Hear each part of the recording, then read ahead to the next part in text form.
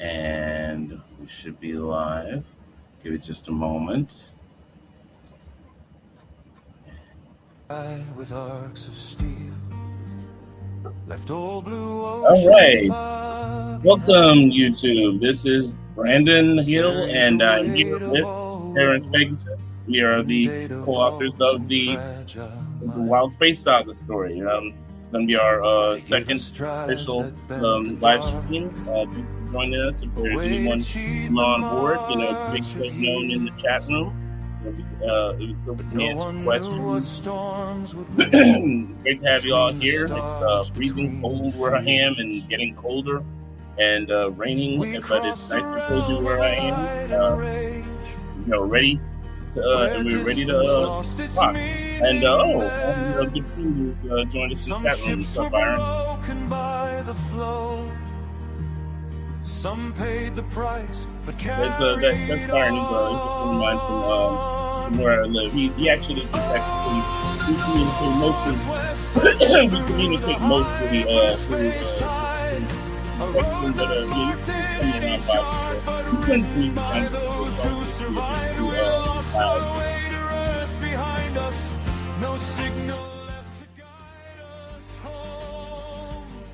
There we are. That should be better. Love that song, but yeah, I think it comes in a bit too loud.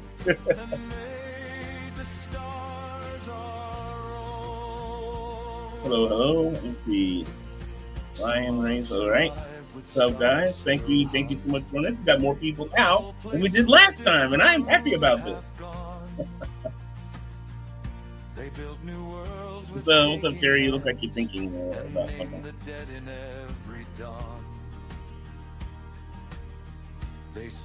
You will need to hear us properly.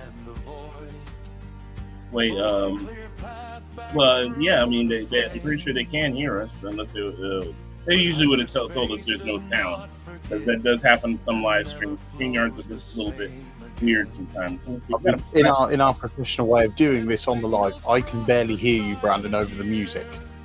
Oh. Well, okay, whenever that's you type what the private chat on StreamYard is for me to tell you these things quietly so that we look pro,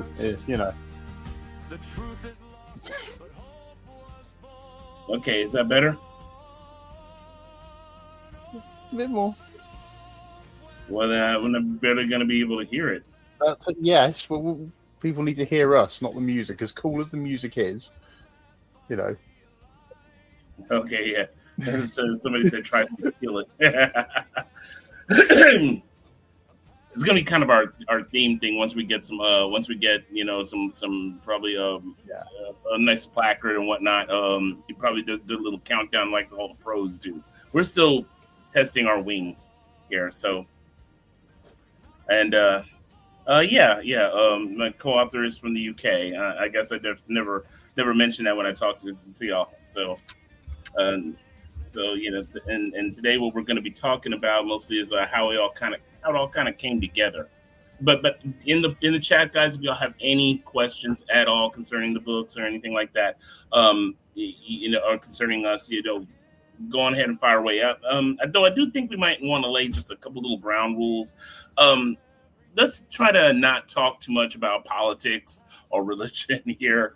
I mean, a simple question like, "What religion are you?" That probably would be the answer, but let's just be about the fun thing, about the fun thing that is our books, and also just science fiction in general. If you want to talk about that kind of stuff, and just to lay out that little ground rule there. We don't want things getting. To be fair, I was busy laughing at the comments, so I didn't even hear what you said. We set a rule. What rule was that?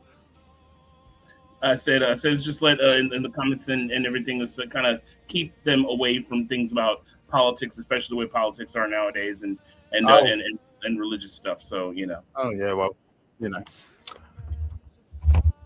mean, I know that's not what we're here for. At the end of the day, no, we're here to escape the world. That's why we write stories. At the end of the day, we all have to deal with life on a daily basis. I think.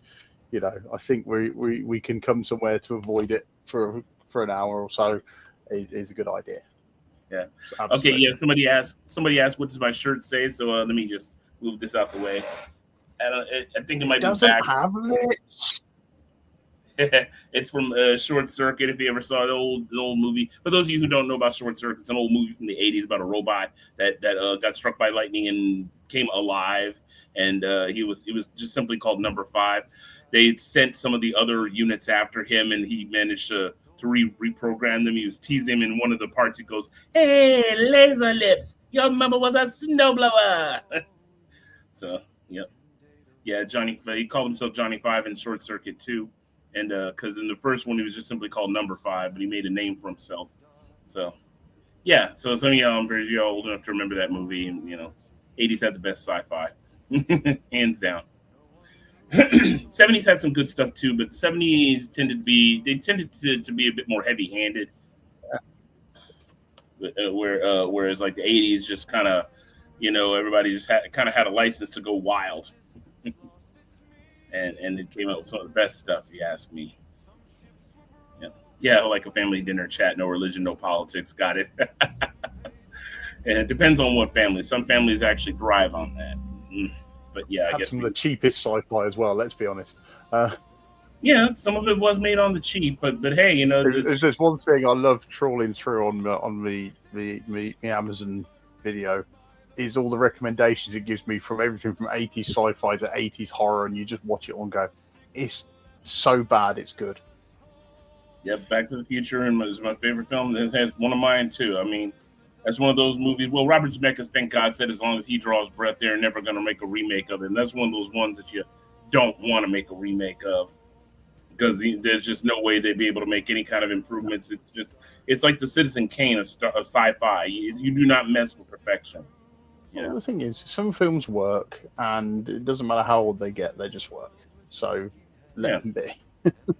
It's timeless. You don't want to. Some films, though, let's be fair, they deserve a decent remake, and then they get them, and you're like, yes, hooray! This is what we should have had in the first place. I still wonder. I still want to find out what the hell that guy was thinking when he did that remake of The Day the Earth Stood Still. Yeah. Good Lord. Anyway, do you know, I barely even remember it. The original movie? Are you talking about the one with Keanu Reeves? No. I remember the original. I mean, it's a classic because it's easy to remember that one. I mean, all I remember is it had Keanu Reeves in it, so that says a lot. He made first of all, initial action. He's great.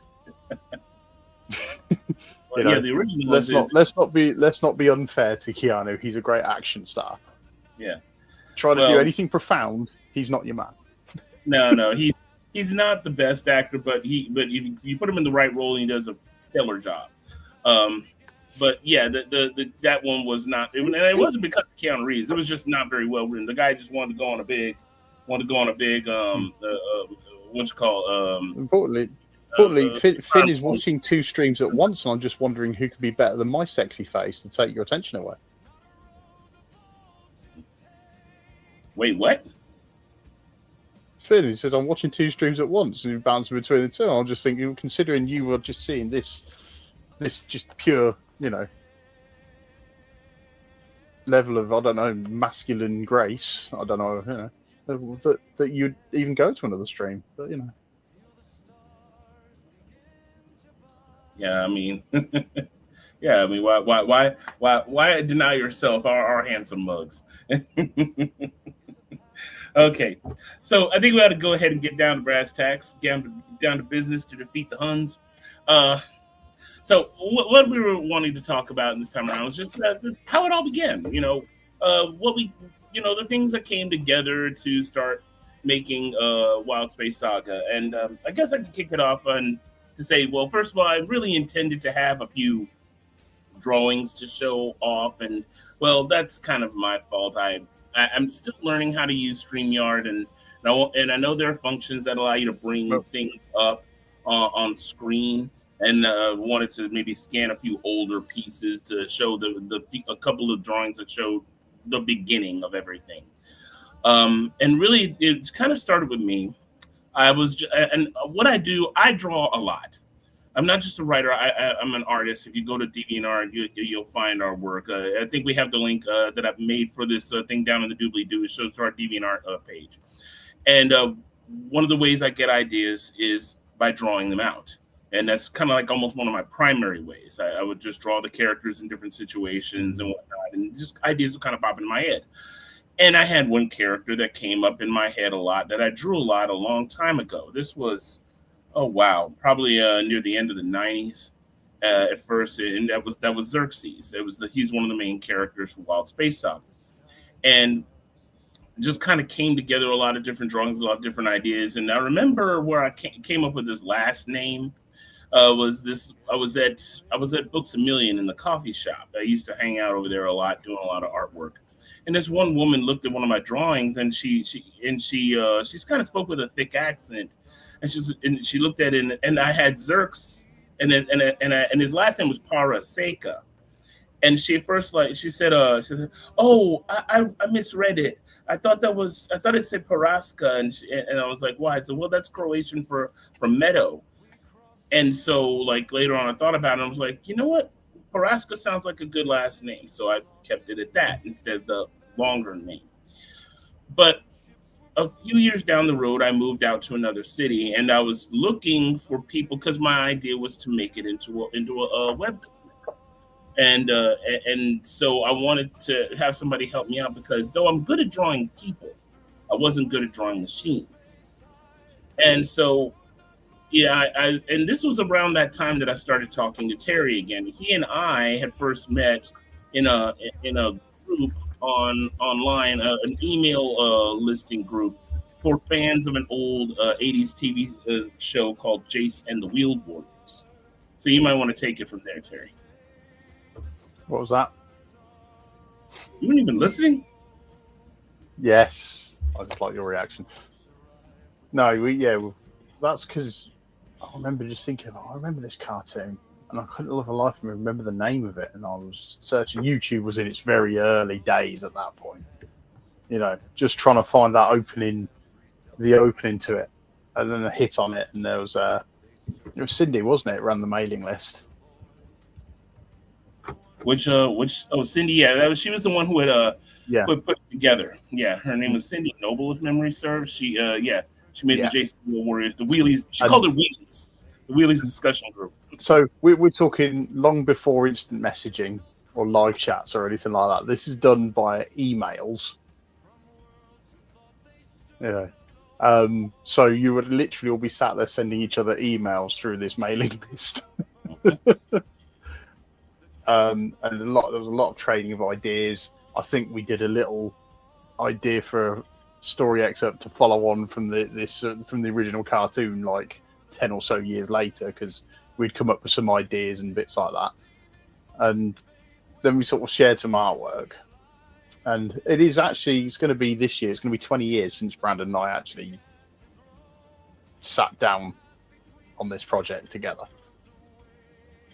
Been at this a long time. 20. It was 2006. You sent me the email to say, "Could you mind drawing me a spaceship?" Oh yeah, that's right. Yeah, because I can't draw ship very well. Yeah, and that goes back to me just concerning the spaceship. You see, back when I was living in the other town, I had met another guy who I talked to about my idea and my plans, and he was a really good artist. I was like, man, I'd love to have you on my work, and he seemed pretty enthused about it.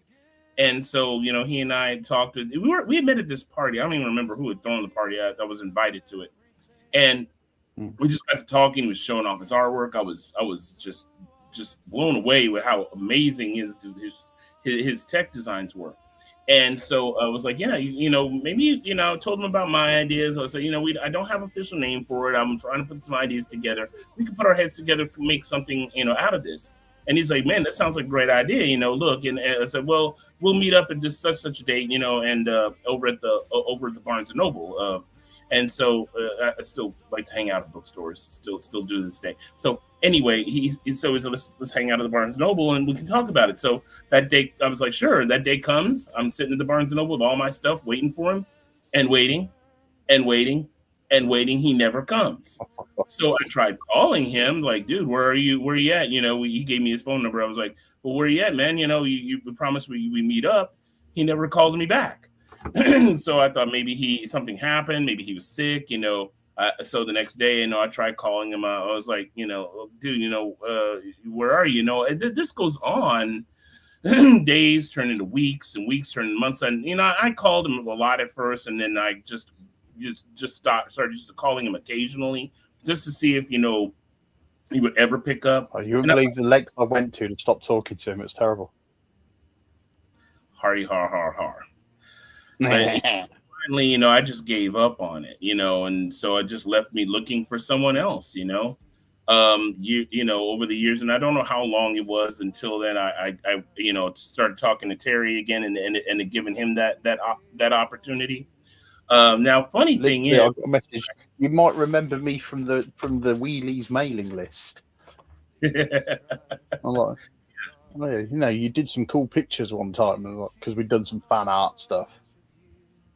Oh yeah, and we got a question down there, but I'll get to that in just a moment. So what's interesting enough though about the other guy was that I finally managed to get back in contact with him years and years later, because I didn't realize that we had a mutual friend, and he goes and starts apologizing profusely, basically saying that he completely panicked after he agreed to meeting to me, and he just basically decided to completely ghost me. And because he couldn't bring himself to tell me one that of the best rock bands in the world, by the way. Just gonna put that out there. Yeah, so I'm not gonna be on here to shame him because I know what happened to him afterwards.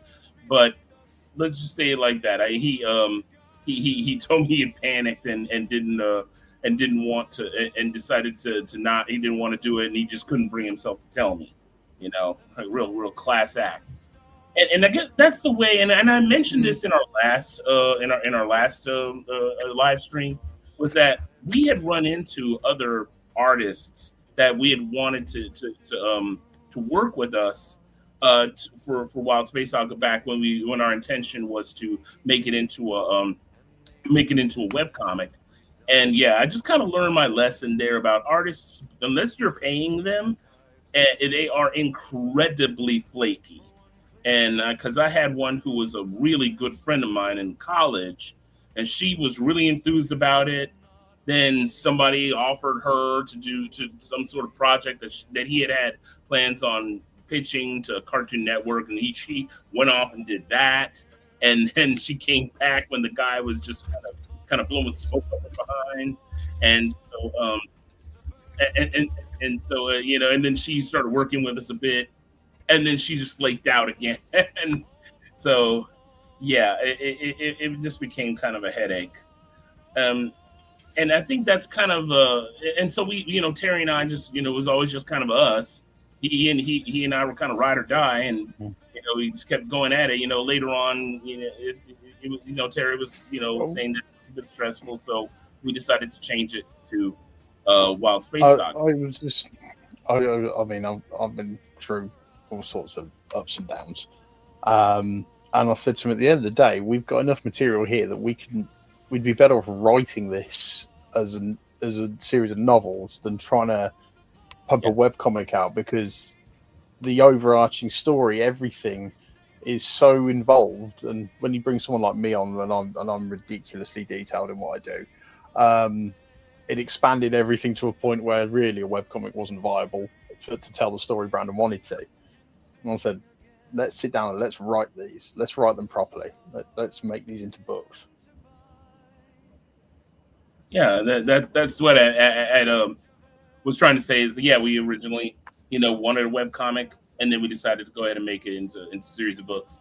But of course, since we both love to draw, that's where we came up with the DeviantArt page, where we put a lot of our artwork, because it's concept work. So we've been doing that ever since. And recently we've been toying around with things like ChatGPT and Grok just to kind of elevate our artwork, just to see how cool it can make it, and also doing some really nice animations. As a matter of fact, I use the filthy AI beast to sort of render characters in photorealistic style, because they're quite fantastical. Some of them, I want to see what they'd look like if cast as real people. Well, that's not my art skill set. That's not Brandon's art skill set. We're very much stylized in that, very almost manga style, a lot of it, in how we draw. So you can't realize that in that way. Whereas a generative AI like ChatGPT can. And so regardless of what other people's opinions are on that, it does what I need it for visualization. So I'll quite happily use it. I don't care about making money off it. That's where I would disagree with the use of AI with image generation, where somebody gets it to generate an image, tarts it up on Photoshop, and then goes, "Hey, look, I made art." Well, no, you didn't. ChatGPT did the heavy lifting, fella. you just did a little bit of a fancy, bit of tarting up, as we call it. You didn't do the heavy lifting, so don't call yourself an artist. Yeah, for us, we still love to do our own artwork. We just kind of when it comes to like ChatGPT and Grok, we just do it kind of elevate the art to show what the characters might look like as real people, and also do some really really sick animations. Which if any of you have seen that little trailer that I made for the books, it's on my it's on my YouTube page. If you look in my prior videos. Actually, I think it's on the shorts, not the videos. But anyway, I used Grok to animate a lot of my artwork there, and I'm working on another set of animations that I've worked with ChatGPT, taking my existing art and just presenting it in a more professional style, and then animating it using Grok. And so we're going to be doing some little bits and pieces of our stories that way. It's going to look pretty cool. I mean, one thing I do find out when it comes to the AI art is that it does present some really interesting. It can present things in a way that you really had always intended to look. There is a particular scene in one of our stories of this loft where I have an Imperial assassin and his girlfriend, this Felian girl, and I basically had ChatGPT do the design for the loft, and it looks almost exactly how I envisioned it, and it turned out very beautifully. So I don't have a big problem with the AI stuff, and that's a very recent addition. I think it's also just being realistic in the fact that its use is here. It's here. It's not going anywhere.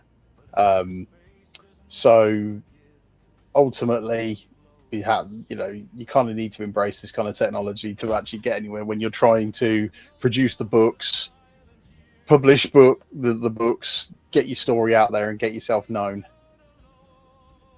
I haven't yet tried it, so I don't know what it's like. Copilot. Well, for me, I just tend to stick with Grok and ChatGPT because they're the ones I know best. I'm about to test out another one, but really, I just do that just to see if there are any that really can get the job done a certain way. Oh, I also use Google Gemini sometimes as well. When Grok doesn't want to cooperate with certain types of concepts that I do, I use Gemini, and sometimes it'll present the concept better, and it still does it in a style that's the same way. One of the things that comes to mind is recently, what I'm doing is I'm putting some animations together to do a narration of a clip from one of our books, and I had this one scene with two characters in a cockpit. And the way that I wrote out the prompt is I was, having them, facing the screen, and there's a lot of explosions going on and stuff like that. But for some reason, when I put it into Grok, it had this weird habit of having both the characters turn back and just stare at me. And it was the creepiest thing you would ever see. And no matter how I altered the prompt, it just kept doing that. Even when I just erased everything, went back, tried to do it again, it kept making them turn and face me. And there was nothing in the prompt that said turn and face me. And that's just how a lot of AI programs are. They tend to take some liberties. When their head was on backwards, yeah. No, their heads weren't on backwards. They were just turning and facing me. And so I was just like, what's going on? It turns and faces you, even though the body is now facing away from you. It's Yes. No, their I bodies. remember you showing me that one. No, their bodies weren't. You did one like that. You did do one like that. It was somewhat disturbing watching the head do a full 360. Eyes locked on me. I guess that one I must have forgotten about, trying to basically erase it from my memory. But the one I just had was him constantly turning and facing me. So I gave up and I went to Google Gemini. I put in the same prompt and it did it exactly the way that I needed it to be done. I had no idea what on God's green earth Grok was doing. Yeah. Messing with AI to do these kinds of things can be fun. Go ahead. It's one thing. We've learned it struggles with a lot of my work because Brandon initially got me on board to do ship designs because he was struggling with that, and I do everything from the ground up. And one of them, I decided, it's one of our main ships called the Shadow Star. It's basically cowled in. There's an underslung bridge. It's like the nose has been cut off. To be able to draw it myself, I had to build it. I actually built a miniature of it so that we could actually do it. Even showing this to an AI, it cannot render that cut off nose there, this section here. It panics with that, and it just completely breaks down the model trying to render that. So, physical media and hand drawn, it still is for that one. Your camera's kind of stuttering a little bit, man. I don't know if that's me or yours has been all evening. Yeah, I'll bring it back up for you, Brandon. This one. Oh yeah. The colors are a wonderful 80s reference. Yeah, it is deliberately based on the 18 van. Yeah, I love the design. I really do. Even though I do say it's a flying dustbuster, it's a good-looking flying dustbuster. But no, it's really good. I love it. There was a question asked earlier on. I meant to get back to that right quick. Just even though it's a bit off the subject, but still, it's a question is a question. Where was it? Give me just a second. I think it was a question about which do you think has the better sci-fi. The UK or the US. And just to stop you a second, Brandon, this is the weird thing. Byron, I'm just going to call you Byron because I can't pronounce it with that bit on the end. Right. His name is Byron. Saying that I'm choppy and you're smooth. I'm looking at it, you're choppy and I'm smooth. Now, to be fair, that sounds about right. But we'll probably talk about the internet too. But yeah, so it's weird. I look fine on my end, and you're the one breaking up. So that must be something just to do with the internet tonight. Yeah. Anyway, so yeah, who has the best sci-fi, the US or the UK? I don't know, man. I think I'll put it this way: the UK has cheaper sci-fi. Because we like to have our sci-fi concepts, we don't like to put money into it. But well, yeah, back in the day, yeah, a lot of British sci-fi was done on the cheap. But dude, I mean, you've ever watched a lot of British sci-fi? They're able to do a whole lot with very little. I mean, hell, Red Dwarf didn't need a huge budget. It was still just like Red Dwarf was. Red Dwarf was filmed on the principle that they knew most of the budget would go into the effects because they had to at least have a spaceship and Starbug and that look vaguely convincing. Even if it's a comedy show, it can't look, like egg cartons and a bit of plywood, can it? So they wrote it, if you're too busy laughing, you won't notice how cheap the sets are. Yeah. That's literally how they said it. So they always made sure that it was funny so that you don't notice just how crap the sets are that they've just built. I mean, one of the funniest parts of that story was when they made themselves to try to look like aliens by putting Crichton's eyeballs on their chins and turning the camera upside down and calling themselves the Vendoluvians. I'm talking down. I'm not right with you, Budgie. Humans, I'm laughing so hard, I thought I was going to be sick. I grew up with that show, so I know it inside out. Yeah, though I don't recommend watching it after Series 6. 1 to 6 is peak. It's just a downward slope from there. I guess because I haven't really watched the newer ones. Most all the Red Dwarf that I've seen are the ones from the 80s and 90s. So, I mean, it was me and my friend. We were watching it. The one where they found the garbage pod, and at the end, it was like Rimmer finally called Rimmer. They stopped. I just saw Byron's response to Victor and realised, yes, British sci-fi is better, but American Wi-Fi is better. Yeah, I mean, America has done sci-fi comedy, but it tends to be a lot more complex and memorable. It just does not have the punch that British sci-fi comedy be does. Honest. What? And a bit shit. Let's be honest. I mean, No, man. Galaxy Quest was pretty funny. It's not an out-and-out comedy though. The film is a very good homage to sci-fi and Star Trek, and done.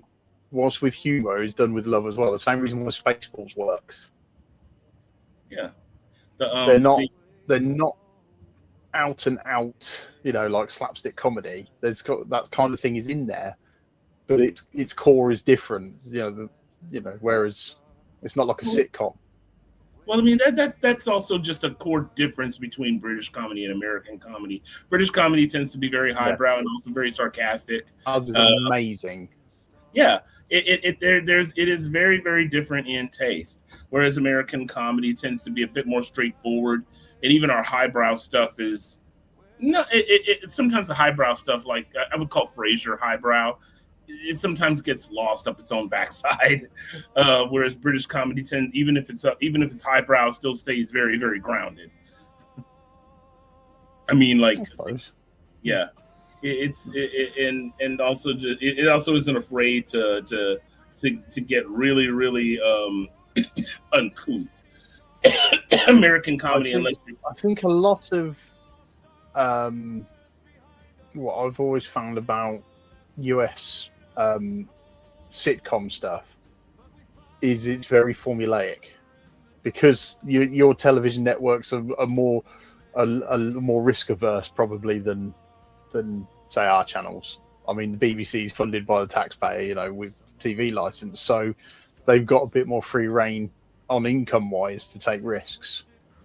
Yeah, it depends. Whereas obviously a lot of your television channels are commercial, aren't they? So they kind of have to make sure they don't lose their income streams. Yeah, it all depends on especially like what era you're watching the shows from. In this day and age, everybody's too afraid to make certain jokes. But if you go and look at the comedy from the '90s, like in Living Color is like just peak '90s comedy. Well, they said and did things that would have gotten that show shut down so fast nowadays. The Wayans brothers they were called the bad boys of comedy for a reason. But back to sci-fi though. When it comes to sci-fi, it's all just very, very different tastes. British sci-fi tends to be lower budget, but they show a lot of skill in writing because they're able to do so much with so little. Doctor Who, the original. Yeah, that's because they don't have the money for the sets. They had to be creative with the writing to keep you distracted from how cheap it actually was. Yeah, it's absolutely. Did I miss a question? Hang on, let me roll back up. The fact that we're on about 40k now, so I'll just jump straight in there because okay. Yeah, the 40k guy is that as well. I've been doing that hobby for 35 years. Yeah, the 40k guy here is Terry. I only know basic stuff, and even then, I probably get a lot of stuff wrong. So, he's the one you want to go to about that. I'm not really. I play Horus Heresy instead of 40k these days. Yeah. And he's got his what you call painting skills, model painting skills are peaks. So. That's how I managed to build my little model of the Shadow Star, because that's what I do most of my time. If I'm not writing, which Brandon's getting on my case about recently because I haven't shared anything with him yet, but that's because I want it ready, and it's going to be lovely for you when I share the next bit. Yeah, but there's Xenos filth, Finn, and as I play salamanders, I will purge them with fire. Yeah, you don't. As much as I love cat girls, I really don't want to mix that in 40K. There is I though mean, this one artist that I've seen who does a lot of who does a lot of comic shorts involving 40K, and especially involving a lot of Xenos that have a thing for humans. So yeah, especially the Tau. That one's actually kind of funny. I mean, they do allow abhumans, but frankly, I disagree. So, flamer, heavy flamer, there it is. Oh, heresy. I'll still purge. Well, at least he didn't go full exterminatus, ladies and gentlemen. Why waste? Why waste a perfectly good planet? Yeah, well, I mean It's not like an orc infestation where you literally have to torch the surface because they drop spores. yeah. Because orcs are basically a fungus and they grow into a new orc that is basically a clone of the original one that has all the same memories. So you'll end up with a copy of the orc you killed chasing after you for revenge. Yeah, except it's not so much revenge. It's just that you were so much fun to fight, and he doesn't mind dying again. Oh yeah, no, that's why they love humans. They love humans because they give a good fight. Yep. That was one of our one big mistake was when we thought it'd be clever to direct an orc warg into a hive fleet of Tyranids, because orcs get bigger the more they fight. Obviously, they love it, and obviously, on my drink.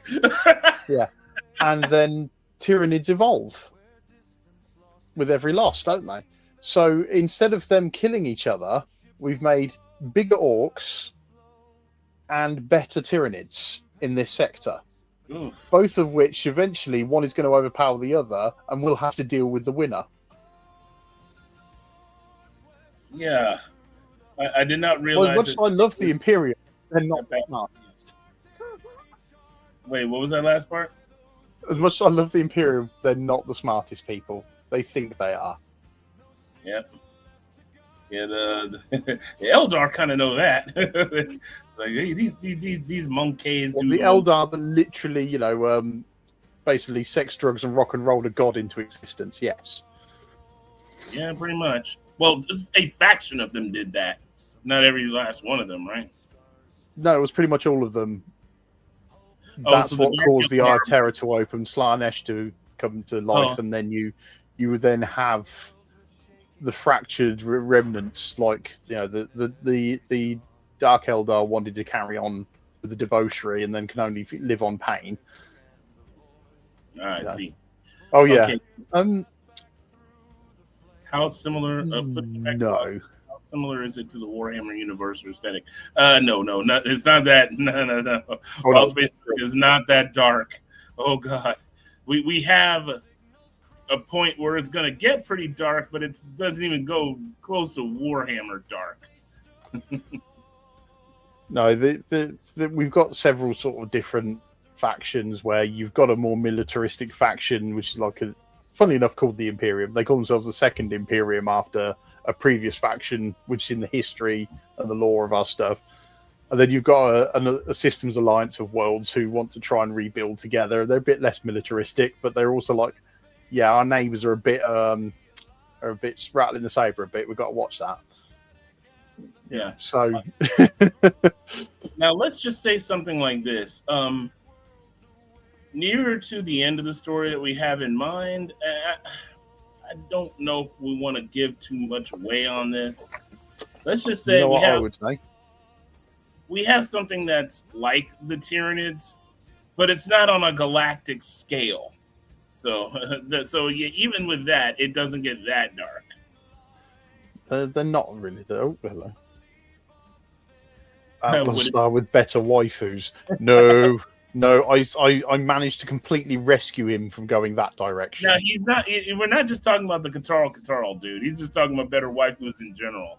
I'm joking. In the sense, no, I managed to wrest Brandon away from that direction. Otherwise we may well have a lot of waifu action going on, and then people not actually getting anywhere because they're too busy getting it on. The yeah, but yeah, it's not about waifus. I mean, we He just have. draws a lot of them. I like to draw pretty girls. What do you want? You do draw a lot of them. That's not a no lie. Let me see. How would you describe the jumping on point for the new readers? What tone or aesthetic, known IP, would you compare Wild Space to? Um, One of the ones that we do that it is a bit like is Outlaw Star. Not as many aliens though. I mean, I'll have no, to admit, I wouldn't actually know because I've not seen it. So, okay, you need your homework. You need to watch Outlaw Star, dude. Come on now. I'm actually shocked you haven't seen. To quote Dr. Evil, how about no? How about yes? But anyway, yeah, it is a bit like Outlaw Star, but except not as many aliens and no magic. see, Victor doesn't know it anyway, so it didn't really help. But whereas Finn might have known it, Victor doesn't. So, oh, okay. Well, I mean, watch Outlaw. I was saying it is. Anyone who has not watched Outlaw Star needs to watch Outlaw Star. It is amazing. But I'm just saying that's one thing that we could compare Wild Space Saga to. I find that a difficult one because I pull from many different things, and I try to avoid knowingly taking from other IPs. I probably am very much inspired by a lot of different stuff that I like, but I try to avoid knowingly taking from something. I might put something like a reference, like I put the red stripe on the spaceship as a nod to the A-Team, or one of my characters, their surname's McLaren, and if you know racing, they're famous for the color orange, so she's got orange eyes. I have little things like that I might sneak into my designs, but I wouldn't overtly go out to make it like something like an existing property, more because I want it to stand on its own 2 feet. I don't want it to be compared to something else. I want them to go into it and go, oh, this feels... If it reminds you of something else yourself, that's fine. But I didn't want to be out and out with that. Technology-wise... Yeah.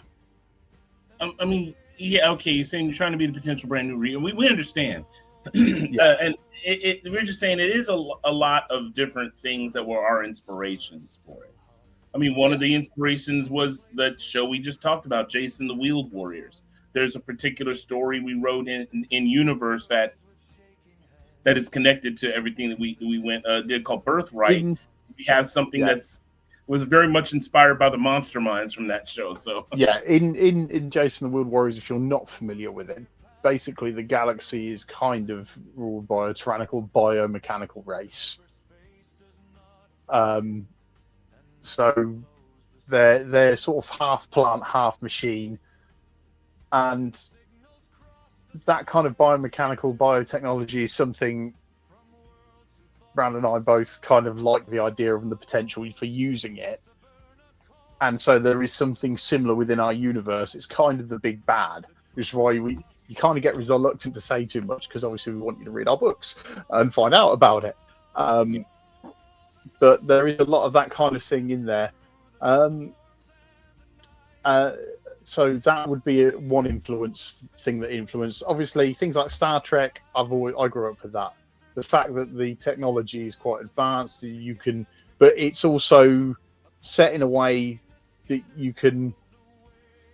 No, I know what you mean. I get where Victor's coming from. But like Star Trek, with the technology, it's advanced, but your mind's eye can get your head around it. So rather than go hard into physics or something like that, we've got ships that are capable of doing things that are very advanced, but it's also far in the future, so things like that we can't get our heads around are going to be everyday use by that point. Now, okay, I mean, yeah, we were inspired by a lot of things. Wild Space Saga is a little bit of what we loved.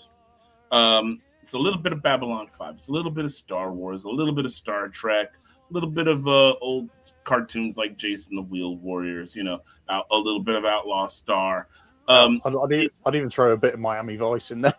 Yeah, that too. I mean, and the A team, you know, just because of dynamics between characters. That dynamic between the two guys, Crockett and Tubbs. You've got our two captains, Captain Page, and then you've got Zerks. They both run two different ships, but when the need comes, they'll tend to work together. So initially they might be cross purposes, but then like in those sort of series, like the opening episode of Miami Vice, you've got Tubbs is out for revenge while what's his name's trying to solve a crime. Crockett. But the two eventually their paths converge, so they end up working together, and that's sort of how I'd see Zerks and Page working together. They have two separate ships, they have two separate missions, but when their paths converge, they will come together as two people. So yes, they've got high technology. There's cybernetics, there's laser guns, and all the usual sci-fi tropes. But at the core of it is the characters and how they overcome their challenge. Now we technically have something better than laser guns. They're called mag pistols. They're basically like miniaturized rail guns. Though I think we will probably go into that a bit deeper because we probably plan on having a live stream that'll talk about the tech in Wild Space Saga. I'd love to talk about. Let me see here. There's a couple of questions. The first Imperium to the second Imperium. Is it like the Roman Empire into the Byzantine Empire?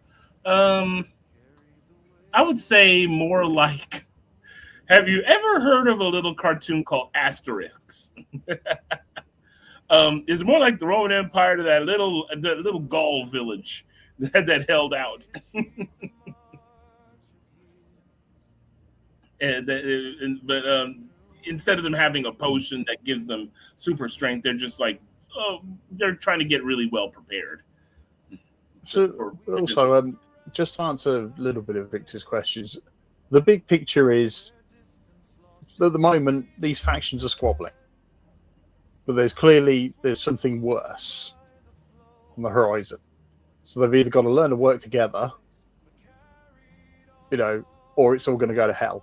That is quite basically the overarching big picture. Is, they are woefully underprepared for what's to come. So they've either got to find a way to stop squabbling and band together. And that may very well be, and that's partly the idea of that, is that there's some lost technology that's going to help them all. And only by working together to kind of understand it are they going to be able to survive the storm. Let me see. What are both your favorite Star Trek series? Because I kind of love it all. For me, I'll even give Discovery some merit. Not all of it. I mean, and the Red Alert Bridge flamethrowers every series was an interesting addition to starships. I mean, literally flames billowing out of all the vents, during just about every battle scene. I mean, the 20,000 volt death trap consoles that always exploded. In Next Gen was bad enough, but then we had flamethrowers in the bridge. But yeah, each one. I mean, I haven't watched Starfleet Academy, so I can't comment on it yet. But I even like the JJ films. They have a Star Trek heart to them, so I kind of give them a pass, whilst also understanding other people's objections to them. So I'm not somebody who just goes, "It's all great, you're all wrong." I can see all sides of the argument with it, but Star Trek's in my heart. So I kind of, while I'm getting Star Trek content, I'm going to say keep giving. For me, my favorite is basically The Next Generation. Though I do love Deep Space Nine, and I say it like this. Even though I don't remember all the episodes of Deep Space Nine as well as I remember The Next Generation. The Next Generation, to me, is kind of like, it is what was my first love. It really was what got me into Star Trek. Even though I have seen some of the original series, and I do have mad respect for the original series. It's like how we were talking about how the British sci-fi was, back then they were doing a whole lot with very little. They had shoestring budget and were able to make really good stories out of that, even though they had a low budget. Star Trek The Next Generation has a slightly higher budget, but still were able to make incredible stories. Deep Space Nine, personally, narratively, it is the most mature Star Trek.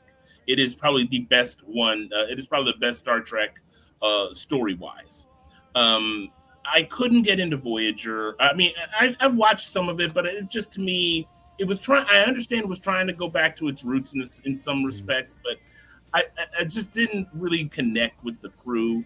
They were kind of boring. If you ask me. That was kind of my issue with Voyager. You were supposed to have this dynamic of the Maquis and the Federation kind of crossing swords on the same ship, but it kind of never happened. They all just became one homogenous crew, and. Yeah. I think the trouble was, as well, was the ship was repaired for the next episode. You didn't get this idea of a ship lost that's got no dry dock, no way of being properly maintained. There's no degradation. The uniforms were clean by the end of the episode. You know, they were supposed to be having rationing, and all you got was an annoying guy in a mask, you know, with a boiling pot. You know, but you didn't really feel like the situation was as desperate as it was being portrayed to be. I think that was Voyager's issue. Yeah, they kept on keeping everything clean. The only time anything ever really got messed up bad was that 2-parter Year of Hell, and which they just wrecked Voyager on that one. But then by the end of that 2-parter, everything was back to normal. But anyway, yeah. I mean, the thing with Voyager for me was that I just couldn't get into it. The characters outside of Tuvok were just not all that interesting. And I have no idea what Harry Kim was even doing. He was like the most boring character in the world.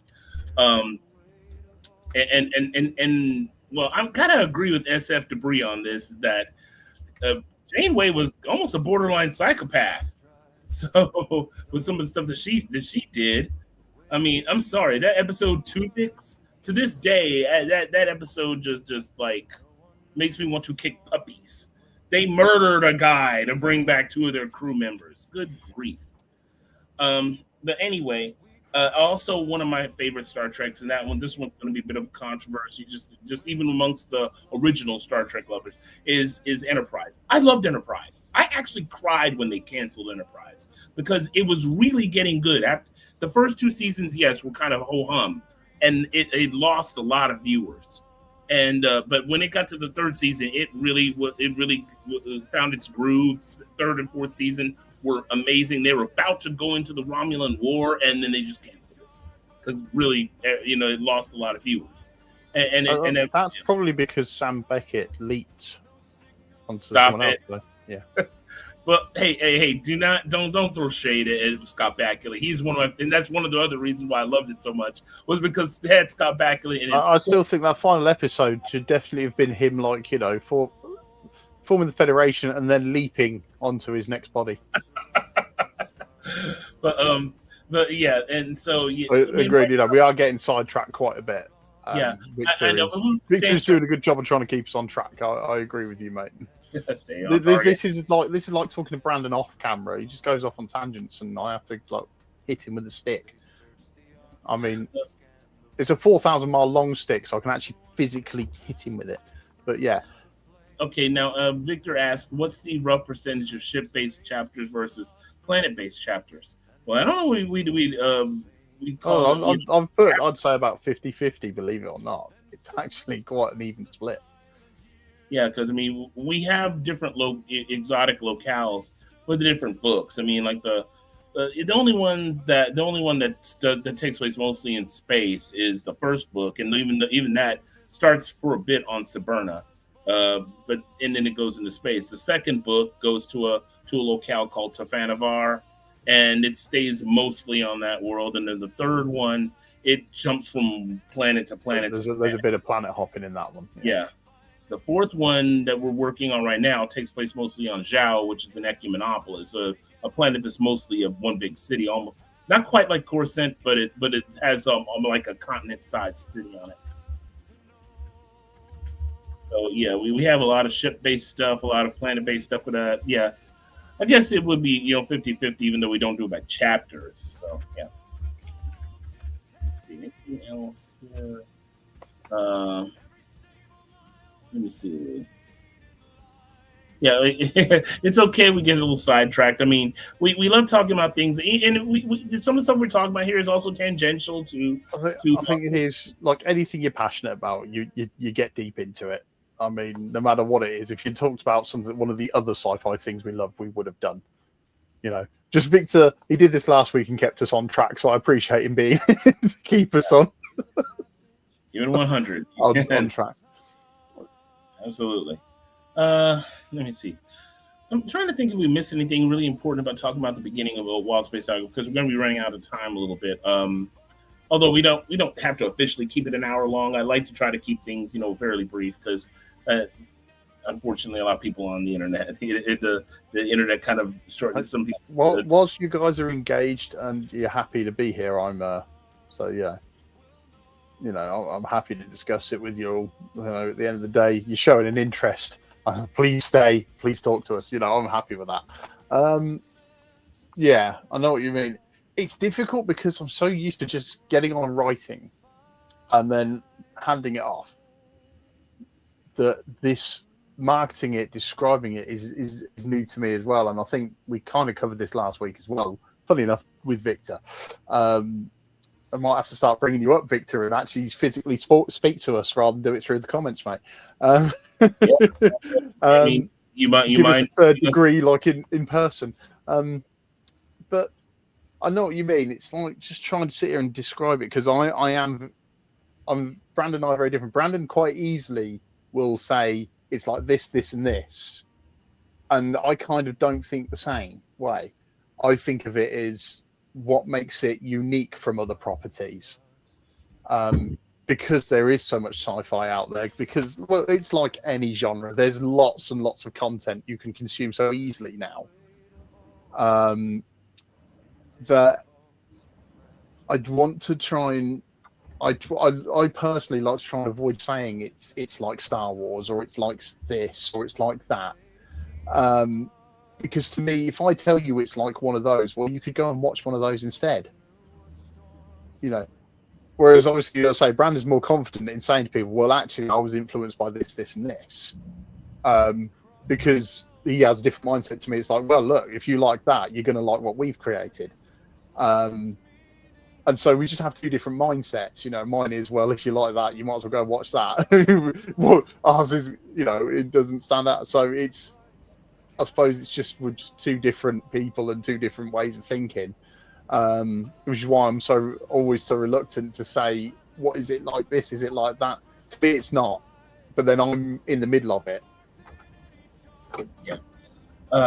You need any of the tangents to shine a spotlight on our story. For example, speaking of Star Trek, it'd be like ship crew dynamics. We have a great crew that bickers and works together. Yeah. Now, admittedly, Terry's characters do have a bit better crew dynamic than mine, and I think more or less it's just kind of how things kind of come together in my head, and I'm working on that. I think that's a difference in approach as well. You see, Brandon, again, you use a lot of what you're influenced by. You want a character that's like somebody. Or that's the impression I got when you gave me Zerks. I turned to you and said, "That's Han Solo." Mm-hmm. Yeah, Han Solo bad luck, and he's not anywhere near like that anymore. So there's been a lot of development of the character over time into something unique. Whereas I'll go with a character and say, right, this is a person. How have they come to be the way they are? And a lot of mine have been through a lot of trauma, in fairness. So there are a bunch of screwed up people that have come through a lot and are pretty good now.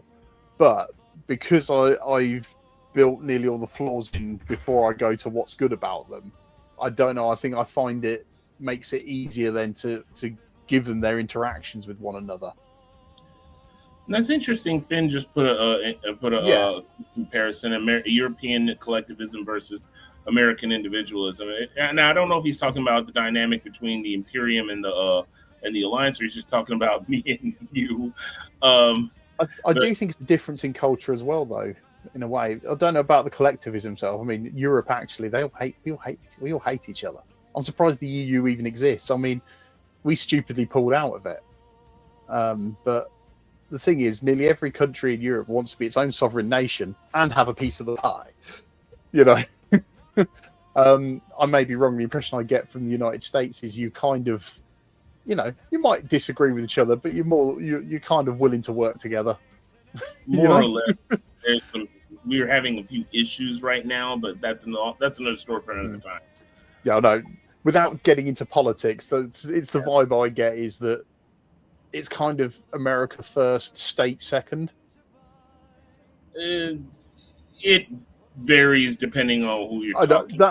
That's an impression I get from outside. Whereas you get to Europe, and Europe is all very much like, oh yeah, we'd love to be part of all this trade union and everything like this, but we are sovereign nations ourselves. So don't try and make us do anything. No, because that wouldn't be for the benefit of all, would it? Now, it would help if we didn't keep poking each other with sticks. Now, for what he said, and that does bring me to something. Now, you're saying, our approaches are different, and yeah, it is true, because like for me, what I like to do, and I've done it before because I've spoken to what you call what's the word I'm looking for? Some folks who were in the writing business, and I did a sales pitch of a book that I had, and I basically made comparisons, and this will kind of teach you, if you look at a lot of videos of people who are in the writing business or just who are writers who've had experience with this, making a sales pitch it often involves making comparisons. Now, you do have some that will say, a good idea is to make comparisons, and others say, nah, don't make comparisons. But the majority of people I've seen are saying, make comparisons. Well, it's funny. My approach. Yeah, it's funny actually. What people put about, say, not being Han Solo is fun. Like, you can make comparisons. Well, actually, it's kind of what occurred to me about my character Paige. We designed a mercenary crew. She carries twin swords. She's lost an eye. Has a cybernetic eye as a result. And is a mercenary. Hang on a minute. I've just made female Deathstroke. And especially as her surname is Wilson. You're like, oh God. Yes. Clearly she's an ancestor of Slade Wilson. Oh Lord. Yeah, he just used a lot of Deathstroke. Fortunately, but it occurred to me, talking about it, you're like, I've made this character, they've got all these cool features and everything. Hang on a minute. The guy's she laid Wilson. Yeah, fortunately, I'm not up on a lot of DC, so I didn't get the references. So, let's see, question for you, Terry. To be honest, I've never really been one who's really been overly interested in monarchy in any real meaningful way. Because you'll talk to a lot of British people, and we all just think that they have no real power anymore. That was taken away when George III had syphilis. That was when Parliament went, "Hey, we've got an idea. We can keep them as figureheads, but hey, we'll actually take control of the country. Thank you." So a lot of people see them as kind of wasters that we pay for. Wasn't George III the one who was in charge during the American Revolution? Well, he ended up with the Regency taking over because he had syphilis and he went mad. I thought it was Porphyria. I was positive. So you've got the Imperium, which is ruled by an emperor, but no one's seen him for a long time, mainly because there's questions whether or not he actually still exists or it's just a big super intelligent AI running everything. By that point, the Systems Alliance is quite literally, it's an alliance of worlds, so it's it's the UN in space. Effectively the Federation, but less advanced. And then of course you've got what we call the pirate clans, which is ruled by a monarchy, and then he's got a group of noble houses as his council. And then basically fleets that are sort of almost like knights and vassals. So.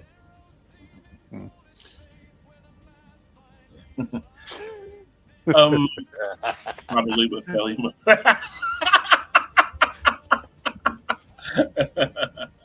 If I didn't rein Brandon in with some of the storytelling, he probably would be.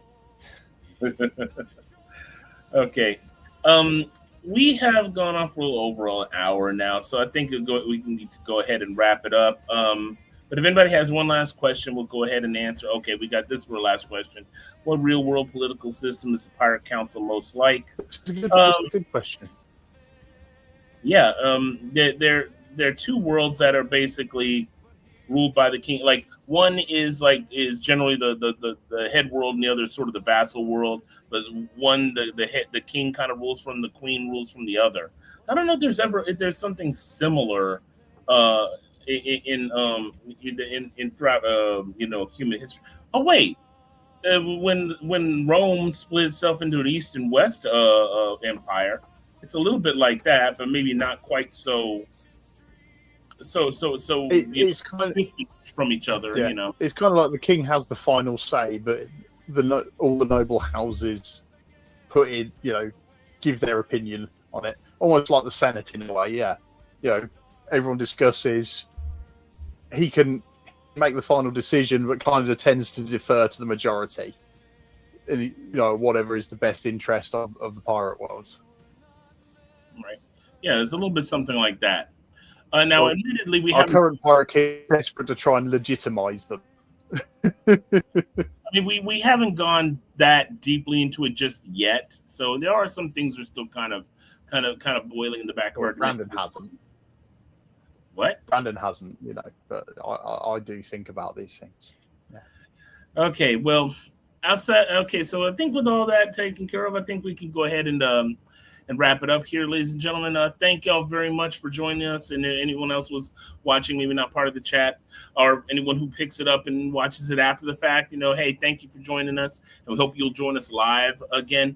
You want to know any more information? Don't forget, you got to, now next week the actual Wild Space official page is up and running now, so we'll be streaming from there from now on. All right, yeah. So we'll go ahead and I'll talk about that with Terry, and because it's kind of required me to do a little finagling when it comes to being able to access things. So, or just Terry will be the one running StreamYard. So we'll see about that. Yeah, say because we've got to have an official page from now on. So we'll actually just be able to go Wild Space Saga, and we'll go to that channel. Right, and so, but as I was saying, you want to know a little bit more about our books. We got the information on how to get to them in the doobly-doo. We'll be announcing the release for our next books, that we were informed about that and just kind of was dragging our feet. For the next time we'll go around, I'll have some advertisements put out on our different pages. You will see how you can reach us on X, on Instagram, on Facebook, and all that, and even on DeviantArt, and all that good stuff. Just falls down below. Yeah, and so thank you very much, everybody. This is nice to introduce myself to people. It is like, subscribe, all that bollocks. And so once again, guys, this is Brandon Hill and Terrence Pegasus, and signing off. Keep following us on the Northwest Passage. Catchphrase.